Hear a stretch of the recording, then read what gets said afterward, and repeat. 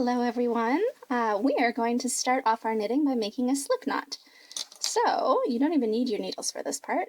You just bend your yarn into a loop. This little short part is called the tail, and we're going to ignore it. And this yarn that's connected to the ball of yarn is called your working yarn. So we're just going to pull the working yarn through the loop. Because it's crossing under there, I'm going to bring it over top. I'm going to push a loop through, and then I'm going to hold that loop I just pushed through and pull both tails to make it not too tight, but not loose. Okay, and then to start knitting, you put your slip knot on your left-hand needle. It doesn't matter what direction.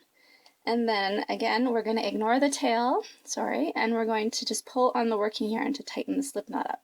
If you pull on the tail, what's going to happen is you're going to make this part really, really tight. And you just want it to have like a nice, firm but not tight tension. Okay, so you have your slip knot and you're ready to start casting on. And the casting on is just the name we use for putting stitches on the needles so that we can start making a project. So, to cast on, you're going to insert your right needle tip through the front, from the left towards the right, and then angle your needle tip towards the back. So your needles are both in that same loop there. And then you're just going to take the working yarn, make sure you're grabbing this one that's attached to the ball, and you're going to bring it around the back, and then between the needles from left to right. Okay, and then we're ready to pull this strand through that loop. See? And then you give it a little tug and you have 2 loops made.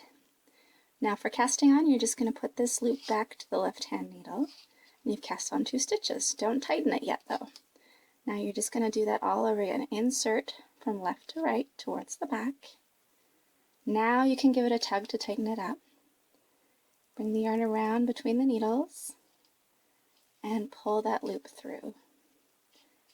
3 loops. We put this back to the left-hand needle. So the reason we're not tightening the loop before we put the needle in is because if you do, you're going to have a hard time putting the needle tip in, and your cast on edge is going to become too tight.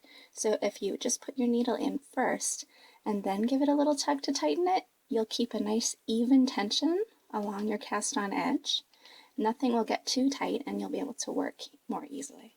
So bring the yarn around, pull the strand through, put the new stitch back on the left needle. And we're just going to keep on doing that until we have enough stitches in the cast on edge for our project.